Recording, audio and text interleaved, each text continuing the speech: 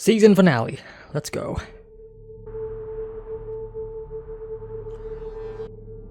Okay.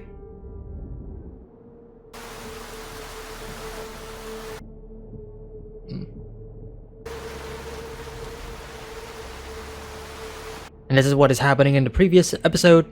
Previous episode's like ending, right? And then we go to the cabin.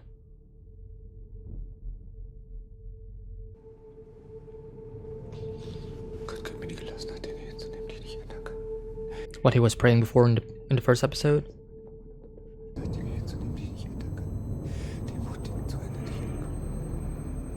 Whoa, whoa, whoa, whoa, whoa. Halo? Holy shit.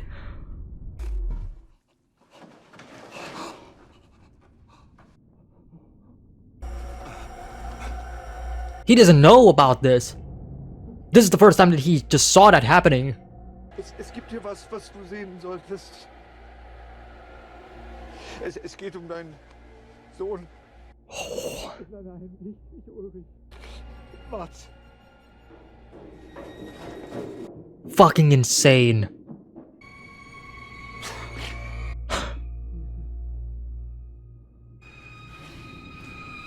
This is insane. Plötzlich einfach da. Yeah, this is the first time that they are experiencing this. So how do we get from here to Tronte holding the notebook? Oh, this is heartbreaking though.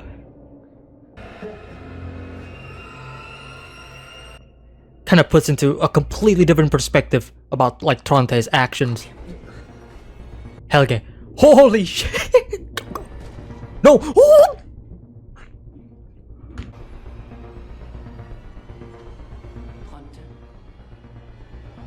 Hello, Claudia. And she's gonna be the one who gave them the book! Oh yeah, there's a lot. There's a lot. Where he is to be found.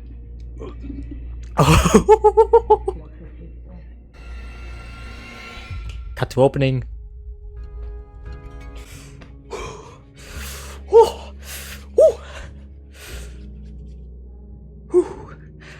Gotta calm myself down. Oh boy. Ooh, ooh. This is crazy. This is crazy.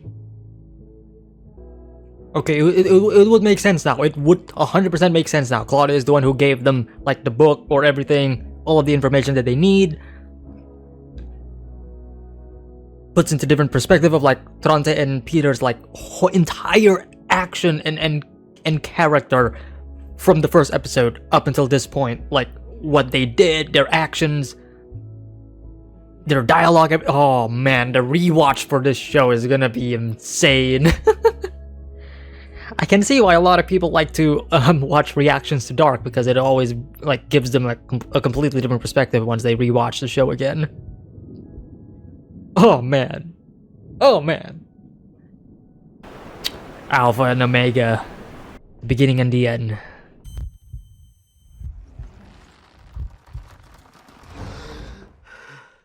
That's the dream that he was...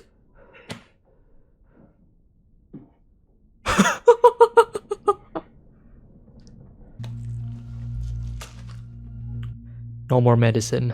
No more pills.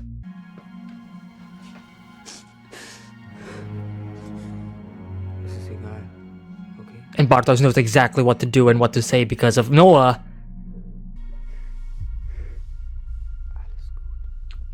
Not a sinister look at all.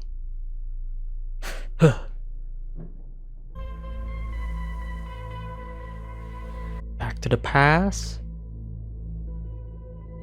The outpost that Jonas was staying. Oh!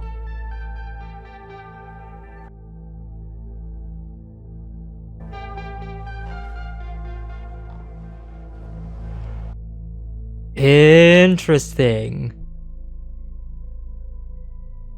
That same outpost or tower. Two different people. Oh, here we go, here we go. Der Junge aus der Zukunft. Yeah, she's taking it in. Tell him the truth. No point in hiding it anymore. Oh, here we go with the box. With the family tree and yeah. Das ist unmöglich. Was? Because he has the same message.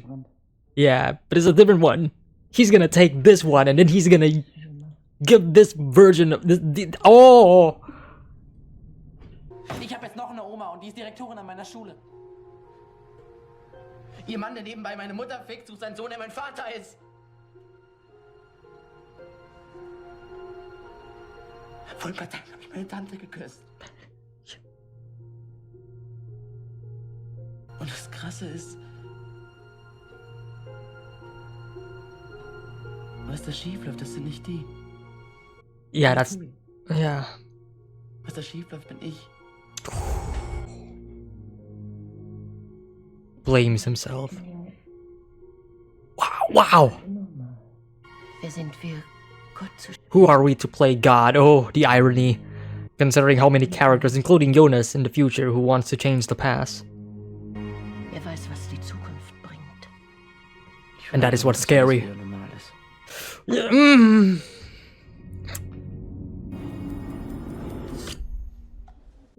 Great cut. Und du, hast du den gleichen Traum? Ja, aber das, was ich zaubern will, ist unmöglich. Hmm. Yeah. Endlich aufzuwachen. Oh. That's one way to put it. Ich träumte, ich wäre ein Schmetterling. Und jetzt bin ich aufgewacht und ich weiß nicht mehr, ob ich ein Mensch bin, der gerade geträumt hat, dass er ein Schmetterling ist. Oder bin ich ein Schmetterling, der gerade träumt, ein Mensch zu sein. Interesting. Never heard of it before. Vielleicht bin ich beides. Ooh. That's cool. Great analogy as well. Mein Name ist Egon Tiedemann. This is insane. This is insane. Yeah, of course he's... My only aim is to take many lives. The more, the better I feel. Sind Sie Satanist? Satanist? Nein, ich bin Polizist. Das ist ein Song aus den 80ern.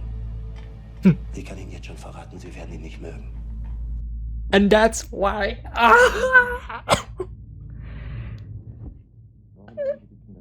And that's why Egon fucking has it. Oh. That's why he feels a certain way about like Satanism and whatever, because he thinks that it's real. Fucking love the lighting in this scene, by the way. Dramatic. The hard blacks. Everything is black except for his face. Kind of a nice way to actually focus the audience to like a certain point. Sollst du eigentlich schon oder kam das erst später, nachdem deine Frau dich verlassen hat und du gemerkt hast, wie jämmerlich und erbärmlich du bist? Huh. Wow. Who is that? Bartos?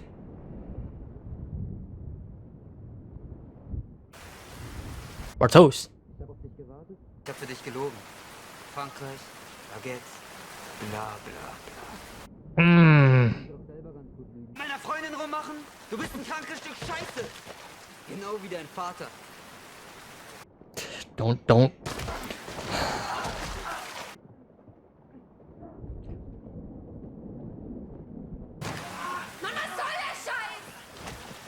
Is it a reach to say that her scarf is what is going to be the string that is in the cave? Is that a reach? It would tie nicely to the fact that she is, you know, being paired with Ariadne and that whole mythology and stuff. Might be a reach, but I'll put a pin on it.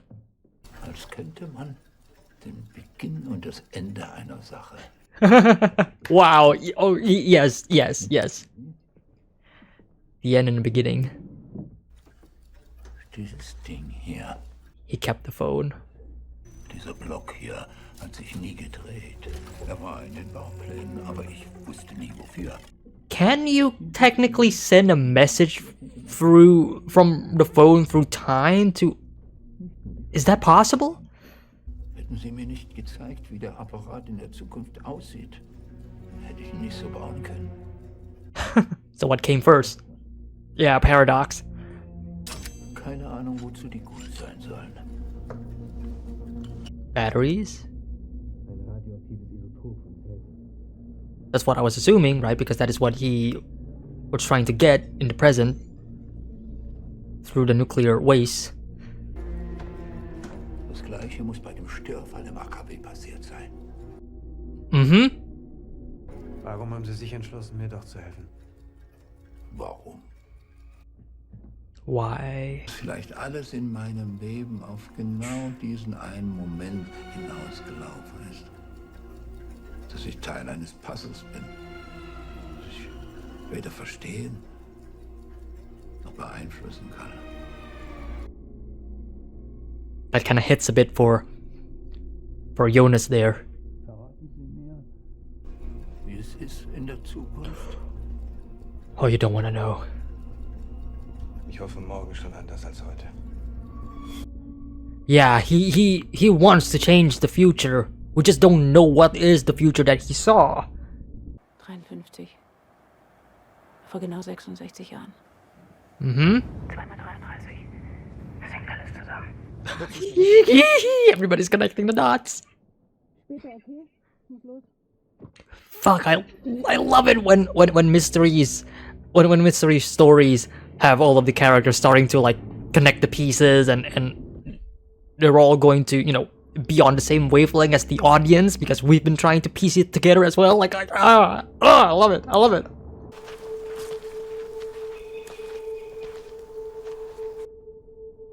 Is he meeting himself?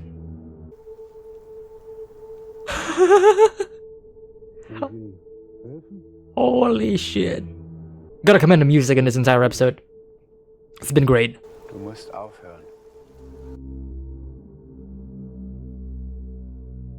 Womit muss ich aufhören? Er nutzt sich aus.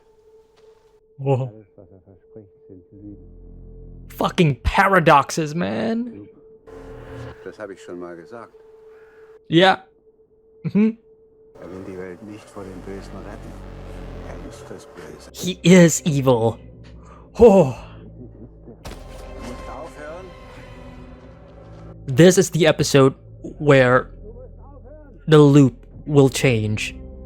Because if Helge has told this to his past self and he's still here, then that means that nothing changes, right? And that's why he keeps going back and back and back over and over and over again to trying to convince his past self, even though it... Holy shit, he's right behind.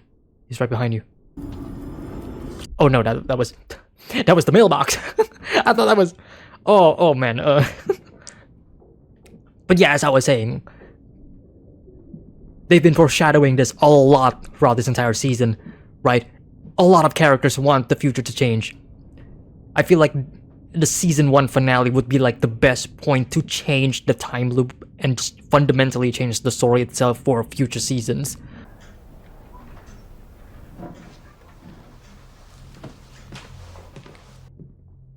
He's gotta go back into the cave. This is where it all started. Where Jonas becomes the stranger. Alles, was sie gesagt hat, ist in den letzten 8 Tagen passiert.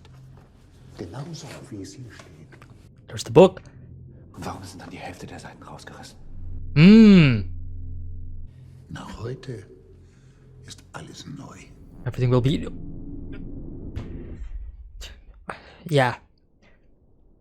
The timeline is about to change. Vor Jahren, ich war noch ein kleiner Junge, kam ein Fremder zu uns. Er sah aus, als wäre er im Krieg gewesen. Okay. Hat nicht viel gesprochen. In seinen Augen war diese Traurigkeit. Manchmal sieht bei denen, die sterben wollen. He's not referring to Jonas, is he? Because the way it cuts from... Kein Atemzug. Kein Schritt. Kein Wort. kein Schmerz. Ein ewig dauerndes Wunder des einen. The One? Keine seiner Worte verstanden. Whoa. Wer ist der Nächste?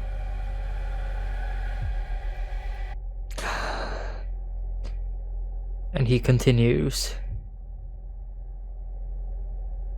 Jonas Kahnwald. Holy shit. Well, we know Jonas is gonna be fine. Fuck me, the editing in this episode has been so good. It's always been good. Still thinking about like the stranger that appeared on Noah's house though. Is it actually Jonas? Or is the stranger actually Noah himself, but just from the future? I don't know.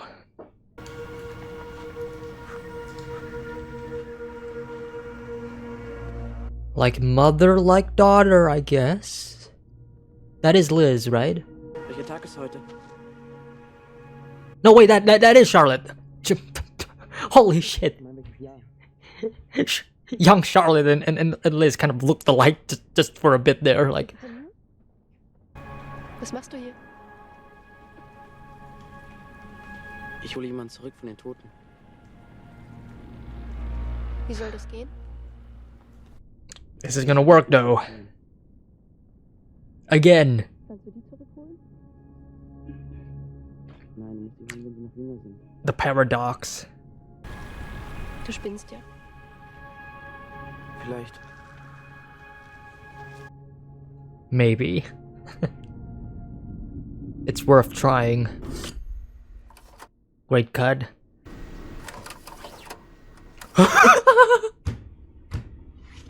Yo!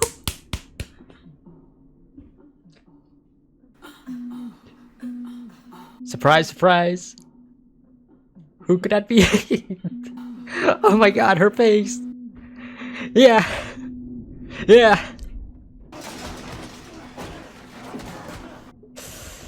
Oh. Great lighting. Wanderers in the dark. But Mikkel's not gonna be here anymore.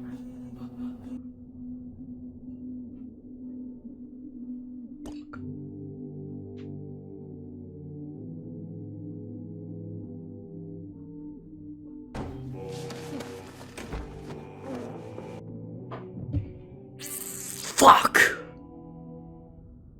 I mean, Jonas still has like maybe a bit of plot armor because we know he's going to inevitably become the stranger. Back into the bunker.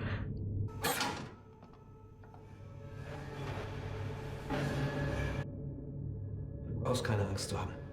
Yeah. That's his theme. Warum haben Sie mich eingesperrt? Das war nicht ich. Yeah, it wasn't him. Das war Noah. Wer ist Noah?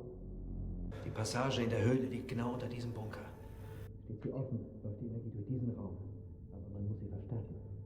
Okay. Kein DeLorean, kein Zischen und Dampfen. No DeLorean. Wer sind Sie? I'm you. Come on. Come on. I'm waiting for it. Brief. Du hast ihn verbrannt. Yeah. Connect the dots. Come on, Noah. Jonas, sorry. Oh, that tear in his eye. Woohoo! There it is. Ich bin du. There it is. The final confirmation. Alles, was du erlebst, habe ich bereits erlebt. And that's why he can't let him go. Wir folgen dem immer gleichen Pfad. They follow the same old path again and again. Oh my god, the show. Ich will, dass der ganze kranke Scheiß aufhört. Das willst du immer noch. Yeah. 33 Jahre später. Ich will das immer noch. We haven't reached that point yet. Unser Vater ist nur ein kleiner Teil eines riesigen Geschwürs. Sprawling sickness. Yeah. Car crash, which leads to his inevitable dementia. The question is, who crashed into his car, though? What if it's Ulrich? Like really, really old Ulrich. Oh, it's himself.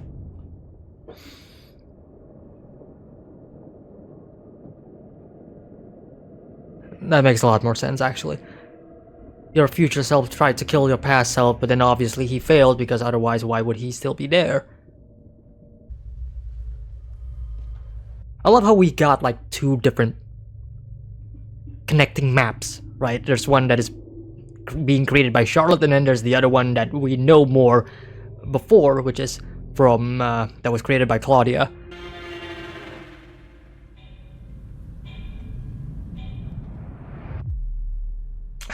Back at it again.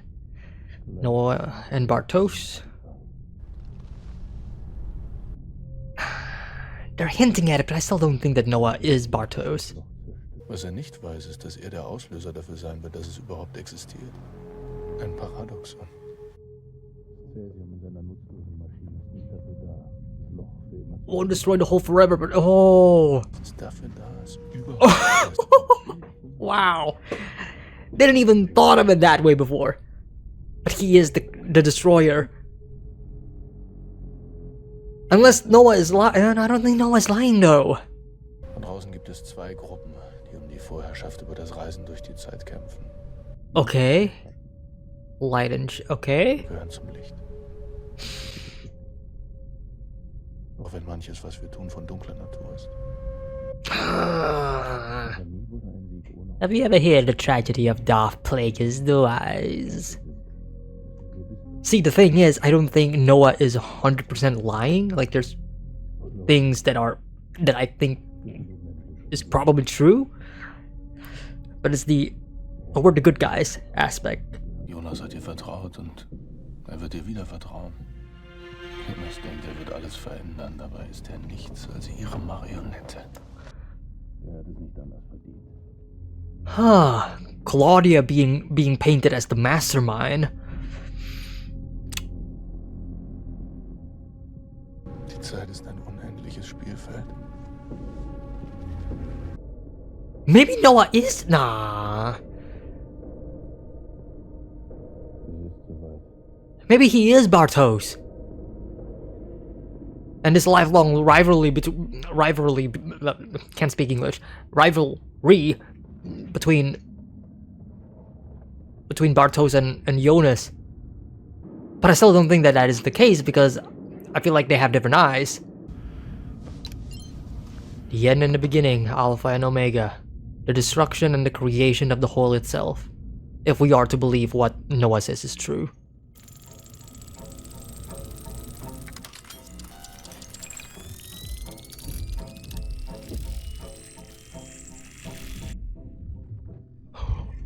Oh, chills. Chills.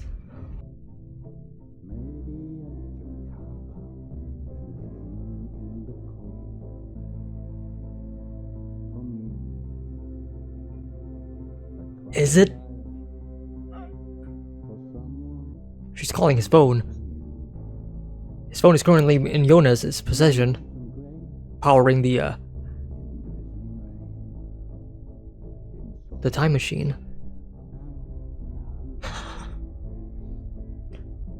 It's happening at the same time. About to hit midnight as well. Oh shit! The Raider commercial from the past?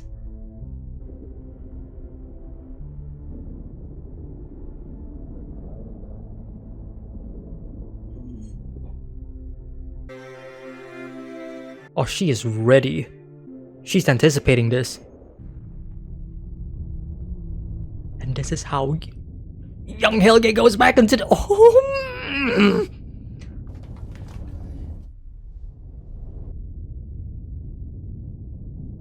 Same gesture.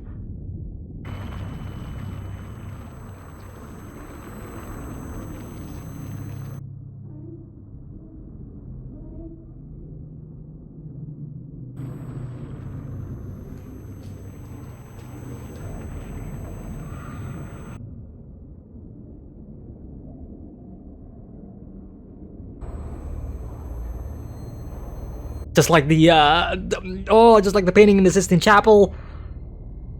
God touching God touching man.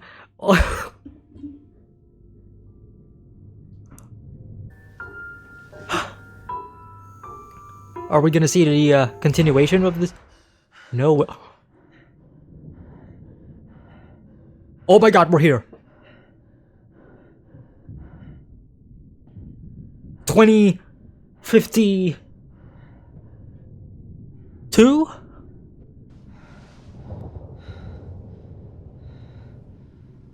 I feel like the outside world is probably fucked, considering how we are hearing storms, and there's gas mask.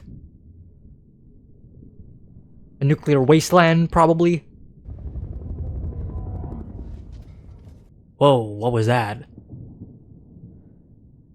Sounded a bit futuristic, like something just flew by. Nuclear winter, probably?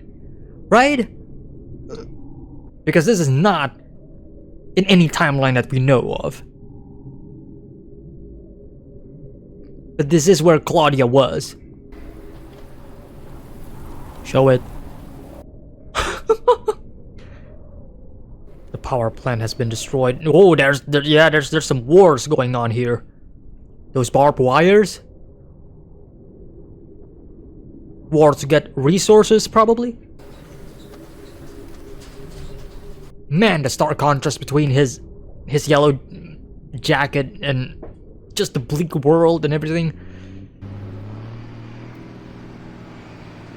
This is the future that he saw, and he wants to change this future. Who's that? Who's that? Martha? I saw a bit of her scarf there. Willkommen in der Zukunft. They know that this is all his fault.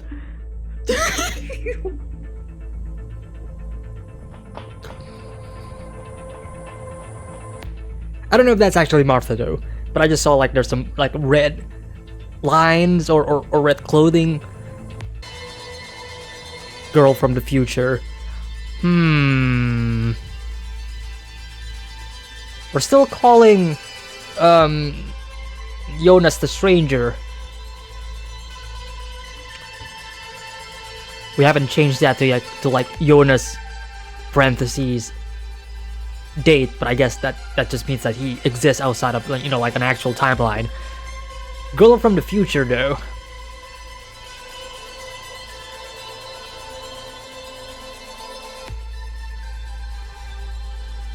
What a finale though. Oh. It did not disappoint.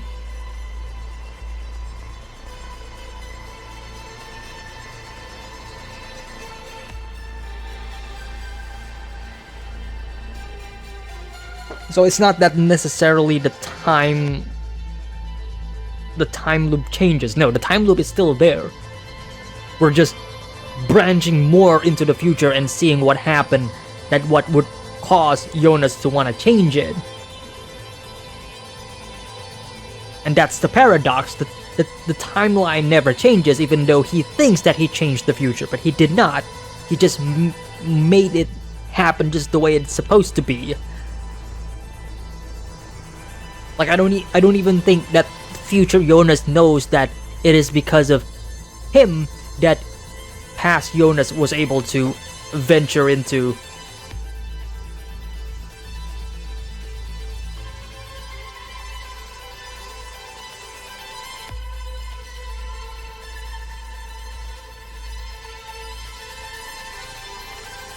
how does Jonas touching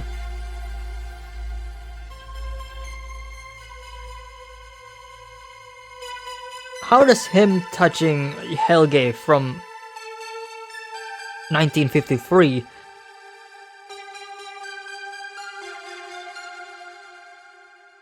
would lead him into the future? How does that work?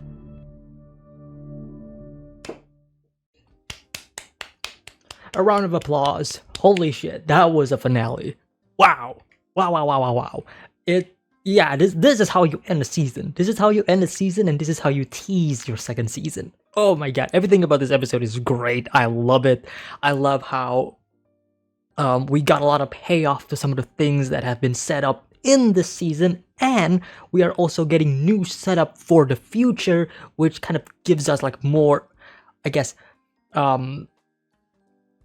things to crave about, like for the future of like, oh, what's gonna happen here? What's gonna happen there? Right? I think this is a perfect ending for this first season. It's been a fantastic journey. I love this show.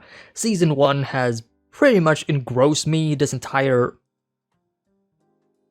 story is just one of the best, I guess, time travel shows that I have seen so far. There's a lot of time travel shows, there are a lot of shows and stories and movies that follow a similar, I don't want to say similar plotline, but a similar premise of like exploring the time loop, timeline, paradoxes here and there, and all that stuff. But I think Dark has managed to.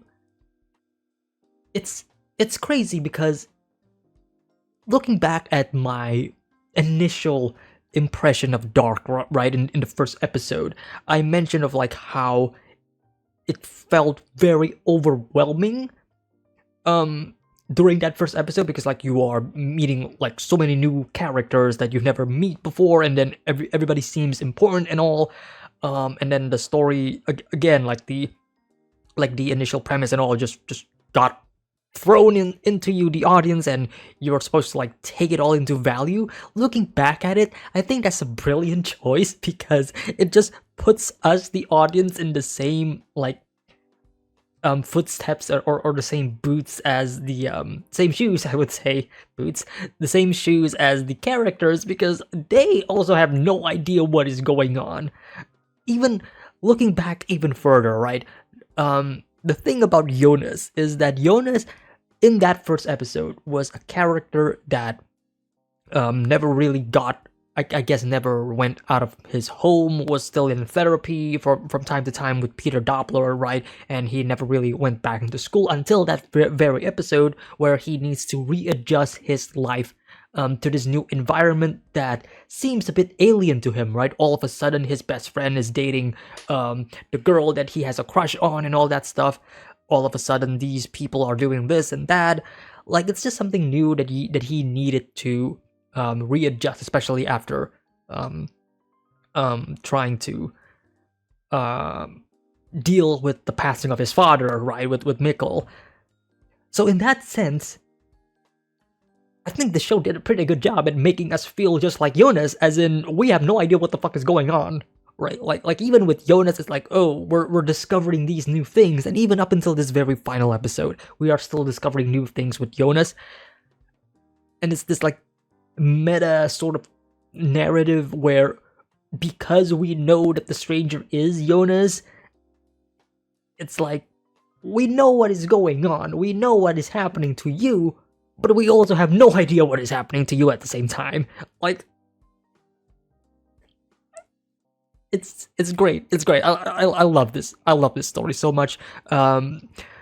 Jonas's actor, Louis Hoffman, I think is his name. Hopefully I didn't butcher that. Yeah, Louis Hoffman. Fantastic. What a lead actor. Like, just that scene with his past, his present self and his future self talking in the bunker, just brilliant stuff with some amazing dialogue, like just great. I'm just gonna spend more time in this discussion portion just reviewing the show as a whole in this first season, talking about some of the things that I absolutely love and all, and then we're gonna jump back into like the usual theory mode where I go like bananas and stuff.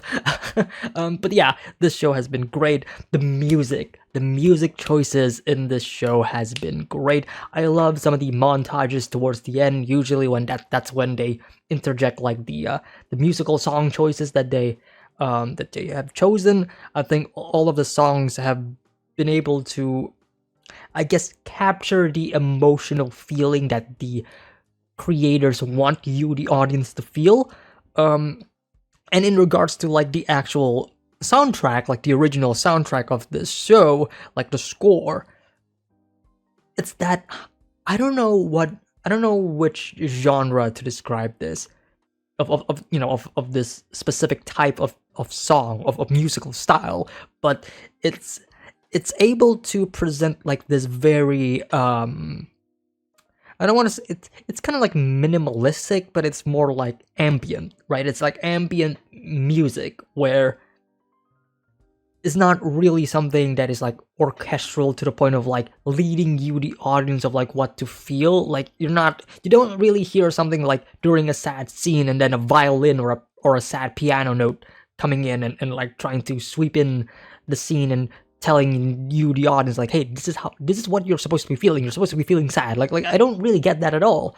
In fact, the entire soundtrack, most of it has just been really, really low grumbles, some horns blasting, like the Stranger's theme going like, that's a terrible impression, but like it's these small musical cues that somehow manages to evoke a certain emotion, whether it be terror, fascination, or just setting up the mood for the entire scene. It's hard for me to describe because I'm not really a music person, but it's fantastic. It's able to, like, again, it's not trying to overcome or overpower the scenes in question, right? It's just there in the background, but because of the fact that there's so much repetition within the music itself,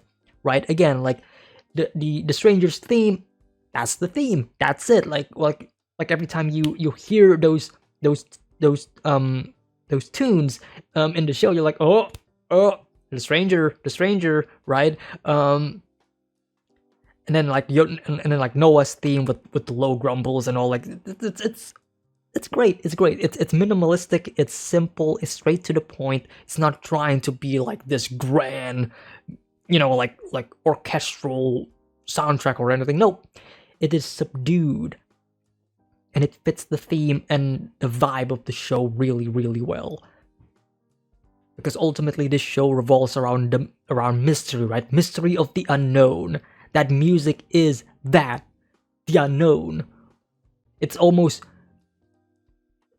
sounds that we can't really comprehend what it actually is, right? Like you can easily understand when something's like a violin or a piano or a trumpet or anything, but when it comes to dark, like I can't really pinpoint like which musical instruments these are, and I would probably assume that they're not really musical instruments at all, but it's more like sounds that they re-edit, remix, remastered, and adjust in a digital format to create such a sound. Like again, not really a musical person, but just me saying that how much I love the song and how much the soundtrack isn't real. You get the point. You get the point. Visuals great, cinematography is great. Editing has been phenomenal this past season. Like you hear me talking about this over and over and over again throughout the reactions and discussions in this season. The way to just cut from character to character, scene to scene, moment to moment. Like it's not just to change the scenes, but it's also to give a clue, give an idea, a little bit of breadcrumbs for the audience. This specific moment, which I guess I'll briefly talk about it. I was going to talk about like this scene, but I guess we'll get to that later on. But hang on, let me see if I can find it first. All right, this scene right here, when Noah is talking to Helge, and then Noah tells him the story of like how there was a stranger that met him, right? That he met a stranger long ago, and then the stranger stays in this place, which at first I thought it was referring to the Helge mansion or hotel now, and because that is where Jonas kind of comes in and stays, but because it's Noah talking, obviously that's not gonna be the case. Maybe it is in the past. Like, I don't know. I don't know what happened in that mansion in the past before, but it feels like Noah is referring to the past, his past self. Although, now that I'm thinking about it, his past may as well probably be the future.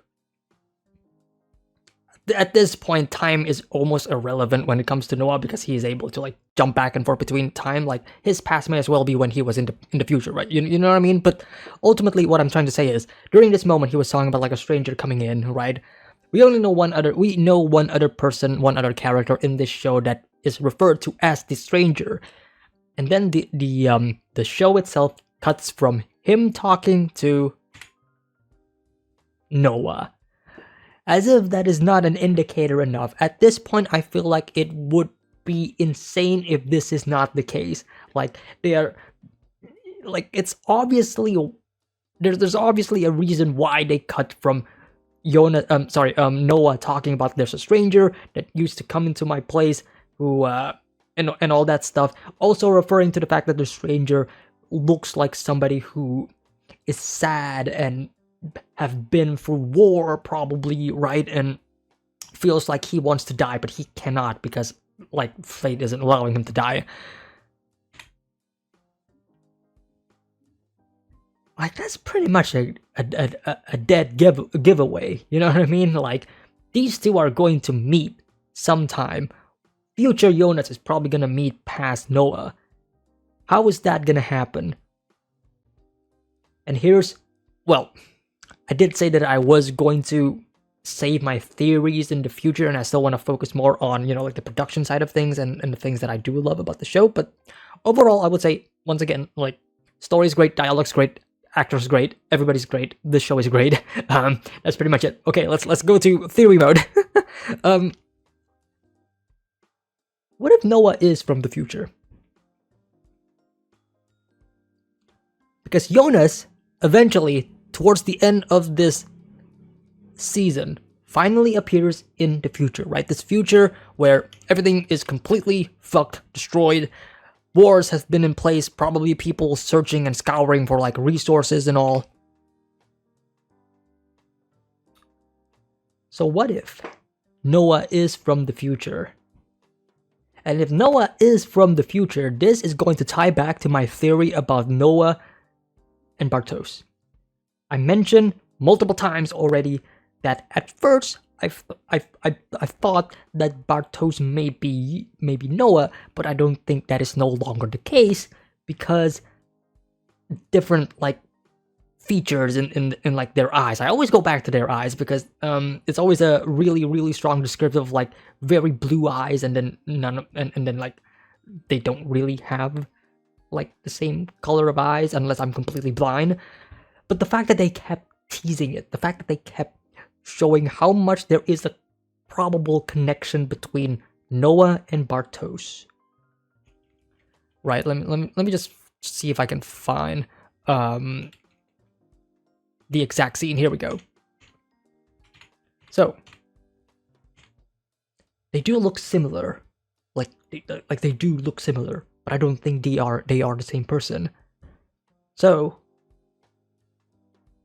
theory time.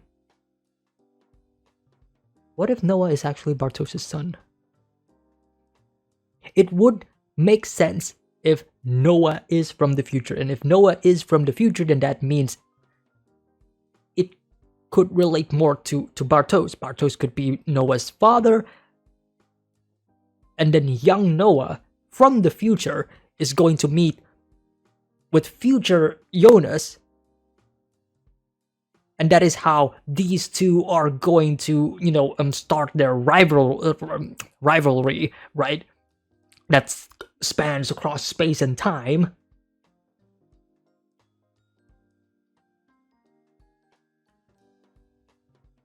And Noah did mention this. Noah did mention something about there are two groups fighting for control about time travel, which can only mean that those groups are in the future, because only the future people know about the time travel stuff, right? When Jonas appears in the future, the people there, they were kind of expecting Jonas, right? They were expecting Jonas to appear. That's why they said welcome to the future, right? They were expecting Jonas to appear. They kind of know that Jonas is probably the one who caused all of this mess to begin with, right? And that's why Jonas wanted to change the future, and the time paradox continues. So he knows things about the future, Noah, the light and the darkness, and I feel like that is going to be like the setup for the next seasons. We're going to be exploring that, right? Because we just opened the gateway to the future, right? For us, the audience, like because right now it's always been like the 3 timelines. Now we just opened the 4th timeline, the future. Who's going to be who? What's going to be what? Who's going to be in the light side and who's going to be in the dark side? Find it fascinating that Noah himself claims that, oh, we're the light side. We're the good guys. We're the good guys. We may be doing some like really, really bad stuff, but we're the good guys, trust me. Like this entire scene, like I kind of joked about it during the reaction, kind of reminded me a bit of like, like Star Wars during the, that scene with Palpatine and Anakin, like, oh, we're the good guys. Trust me, like we do a lot of really crazy bad shit, but like we're the good guys. Trust me. And it's the level of manipulation that Noah extrudes, that he is capable of, that he is a master of. He is a master manipulator, right? He is able to manipulate Helge, and he is doing it again with Bartos. Pretty clear and safe to say that he is the main antagonist of the show so far, right? Him telling Bartos that Claudia is, the bad guy, like he is painting her as like the one who is like controlling everything, which again, to be fair, I don't think he is entirely wrong. I do feel like there is some credence to credence, is that a word? There is some truth behind all of that, right? Where I do sort of believe that Claudia is sort of masterminding a bit here. The fact that he even mentions that Jonas trusted Claudia, right? And the fact that Claudia is the one who is like connecting the dots and everything. So she knows something that we do not. She and Jonas know something that we do not. At least future Jonas.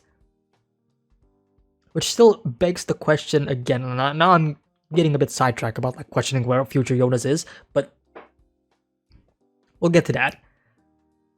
But it's going back to like the Noah and Claudia good guy bad guy thing. I think it's fair to say once again, like I think at this point it's pretty fair to say that Noah is the bad guy. I don't think it's fair to say that Claudia is a good guy either, but it's more like in a gray area so far. I'm gonna put her in that place right now.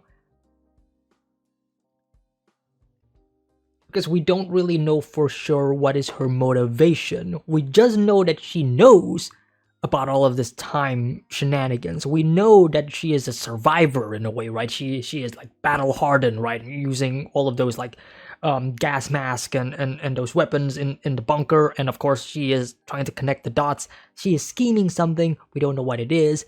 But so far, let's just assume that her goals may probably align with Jonas's in terms of like wanting to change everything. They want to change this future 1952 into something that is more better, right? But it's a matter of like, okay, they have the same goals, but what happens then? Once they reach the goal, what are they gonna do next? I think that's where the thing gets a bit more gray and mysterious. Like we don't know what their end game is after they reach this goal. Which, let's talk about future Jonas. So where is he now? So future Jonas is in the cave when all of this happened, right? He is the one who triggered the event. He destroyed and also created simultaneously the black hole that started it all. He is the Alpha and the Omega. He is the beginning and the end.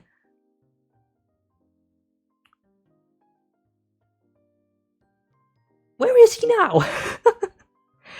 we know that present Jonas, 2019 Jonas is now in 1952, and then that Jonas will eventually become future Jonas. But where is future Jonas now? That remains to be seen. Has he, did he like cease to exist? Is he like no longer a thing anymore because he is right in the epicenter of this whole disaster? Like, is he just stuck on like forever on a loop or whatever? Like, where is he? Questions. Now there is this one line that Noah said again, concerning the One. He talks about this entity.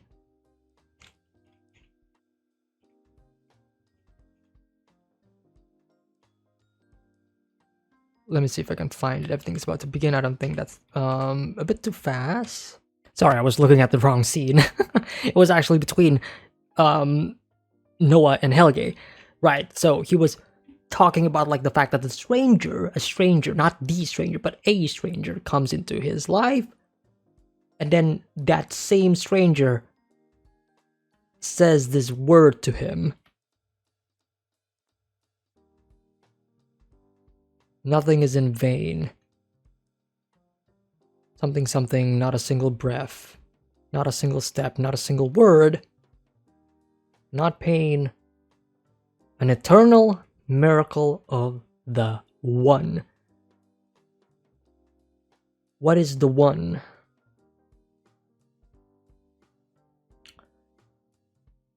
And the One is capital O, so someone or something that is deified, something that we, or something that Noah is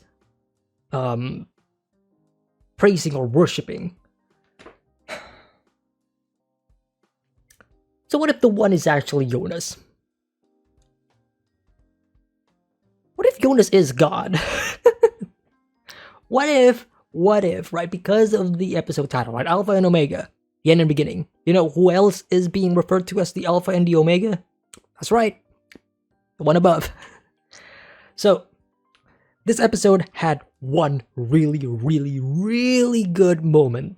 Well, every moment is great, but like there's one specific moment that caught my attention the most. And it was this moment.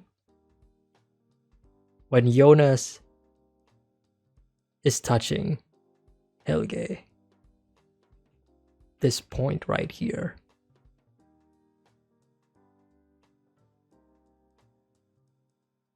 Hang on, where is it?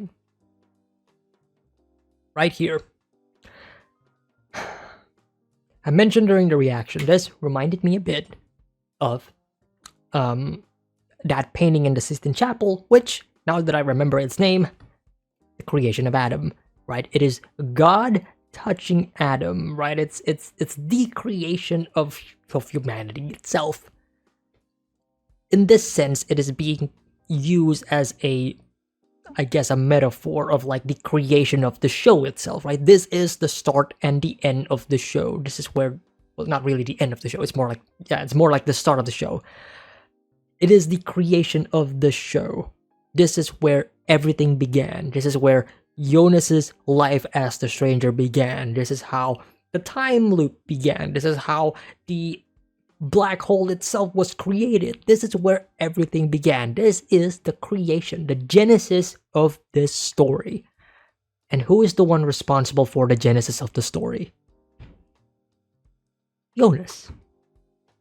He's the one who created it all. One could even say that he was God during that moment. He inadvertently and without him knowing changed the lives of everybody in this city.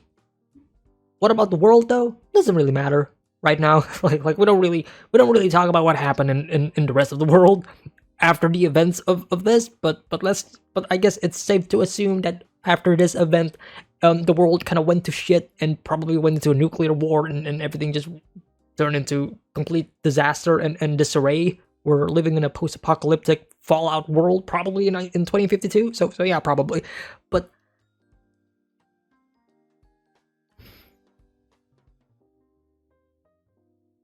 in this scene, I question who exactly is God in this scene. If we are meant to look at it as a reference or a metaphor to the creation of Adam, who is God and who is Adam in this scene?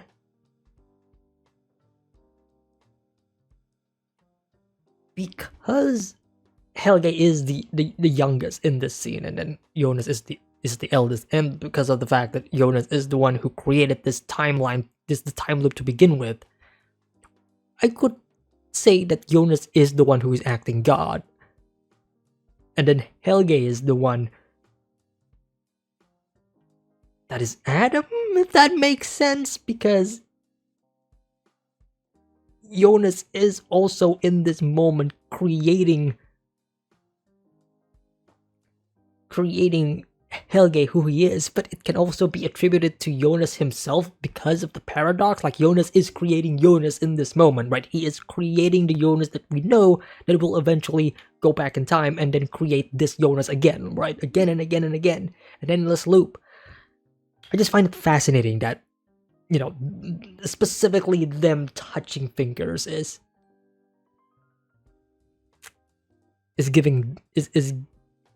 it's clear, like it's pretty clear. I'm just trying to wrap my head around it on like what it actually means, unless I'm just reaching, but I don't think it is the case because like Dark has so many religious symbolism within the show itself. It would almost be a no-brainer to think that this is a reference to the creation of Adam. Huh.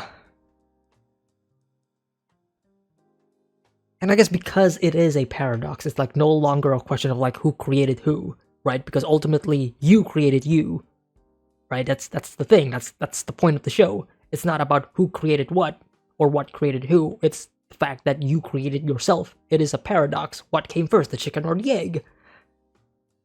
Everything is connected, like, and everything is a loop, right?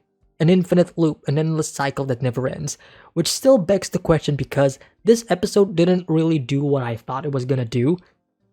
Because I thought this episode is when we branch off. I thought this episode was going to be like the episode where things changed. Jonas was able to change the future. Nope, that is not the case. Jonas did not change the future. Jonas created the future that he saw, right? And I kind of discussed and alluded that might be the case in the previous episode discussion, I think, when Jonas said that he wants to make things straight again, right? Emphasis on the word again, right? He realizes that he probably made this mistake and he wants to fix it again, right? So, yeah. Guess I'll talk about this for a bit because I haven't actually talked about it that much during the discussion. I feel like it's pretty important to talk about. Tronte and Peter, I would like to formally apologize for ever suspecting you guys. I feel like the show does a pretty good job at leading us, the audience, to the wrong direction because it wants to subvert our expectations. Because I feel like now, looking back, it was pretty obvious that the show is trying to paint them in a bad light because of how much they are acting sus about everything, right? They're acting suspicious, right? Not willing to spill out their secrets and all, right? And we have no idea what they're hiding. What do they know that we do not? Now we do know what they know, right? So it is fun to see this scene happening during the day of Mikkel's like disappearance. Realizing that Tronte and Peter really had nothing to do with the bodies, and the only reason why they're doing it is because they are pawns. They are pawns to Claudia. Claudia appears later. She is the one who's probably good. She is the one that is responsible to tell them what to do. Tell them that Mads needs to be in this exact spot because it has to be that way, right, in order for the time loop to continue normally, right? And then of course, right, giving Tronte the book. And this also goes back to what Noah was saying.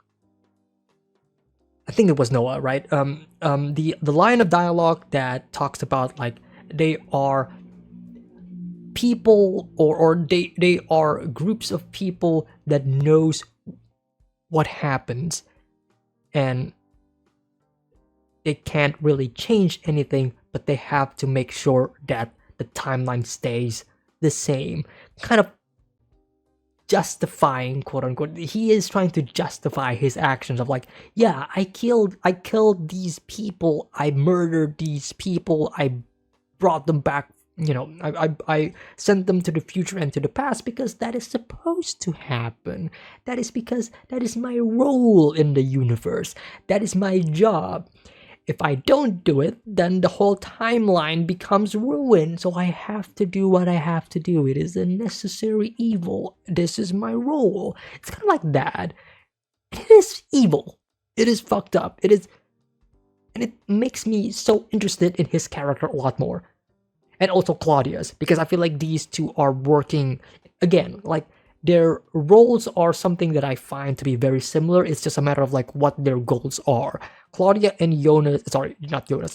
Claudia and Noah are acting the same way, as in they know what happens in the future. They also know what is supposed to happen in the past, and that's why they're doing what they're doing right now, as in guiding these people into the direction that is supposed to go. They're kind of like, again, like guidelines. They are guides in a way, right? They are the people who essentially control everything. They are in control. They are the ones who are, again, moving the pawns to go left and right and center and go anywhere in between, because they need to go this way because that is how things work. It's a matter of they can't really change anything, and even if they want to, that goes against the rules of the world, and that is everything is predestined and everything is according to fate and destiny. Like, you can't really do anything, and that is the thing that they want to change, right? It's crazy to think about it. They're doing exactly the thing that they want to change. At least that's how I think about it. That's how I interpret all of this. So yeah, that's the thing that I wanted to talk about between Peter and Tronte. Apologies for forever doubting you guys. You were just acting sus because you can't really talk about all of it, because if you do, that would change everything, that would ruin everything, that would ruin the timeline. Peter not telling Charlotte like the whole spiel and the whole situation ultimately leads to Charlotte finding Ulrich in that old news paper like edition from like the 1950s, which I thought was like really fun. Like, that was a really great moment of like, oh my god, the characters are finally realizing what we the audience know the whole time. That's sweet. That is sweet. What is going on with Ulrich though? I don't know. I don't know if Ulrich's gonna be is gonna survive or not. I mean, I don't know. For a second there, I actually thought that Ulrich was gonna be like the one who tried to kill Helge, like in the 1986 Helge. Like, that would be fun. That would be crazy, right? Like, old Ulrich finally trying to kill Helge, but ultimately failed. But no, that was Helge, which is also kind of ironic. Like, Helge tried to kill Helge, but ultimately he killed himself. He killed Helge. He succeeded, but he also failed. He killed himself, but not the self that he wanted to kill. Thinking about it, it is kind of funny, but it's also pretty sad at the same time. Helge was not able to stop his past self, but ultimately in his attempt, he ended up killing his own life instead. Oh, that's sad. Oh boy. Yeah, this episode is jam-packed with a lot of these amazing moments. Just skimming through just a bit here, like Jonas talking to Ines about all of this, the letter again being a paradox of like what came first. Well, technically the letter came first from Mikkel writing, but so yeah, but like lots of great moments. Again, like the talk between future Jonas and past Jonas in the bunker is also probably one of my favorite scenes in this episode itself. And then finally we end with Jonas being captured by a group of people. Welcome to the future, and that is the end of the episode. Oh man. I am excited. I am hyped for the next season of Dark. Can you believe it? Oh man. I will say that I really do want to rewatch season 1 after this. But I feel like once I finish season 2, then I would want to rewatch season 1 and 2 again. And then once I reach season 3, I want to rewatch seasons 1, 2, and 3 again, because now I would have full context of like what is actually happening. So yeah, I'm trying not to get tempted to do so, because otherwise the schedule will be fucked. So yeah, something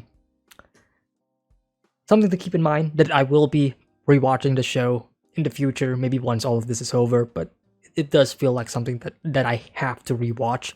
And as I mentioned, I think in this video, I can understand why a lot of people want to watch reactions to Dark. I feel like it would be a great excuse to rewatch the entire show again and rediscover new things through different people's like perspective and lenses, like maybe things that you have picked up, things that other people picked up that you did not, and all that stuff. So yeah, it's really great. I think this is a really fantastic show to to share your reactions to, and especially your discussions to. I for one cannot wait to watch a bunch of other people's reactions to Dark once all of this is over. That's gonna be fun. But until then, see you all next time for the next episode of Dark. Take care, have a nice day. Peace.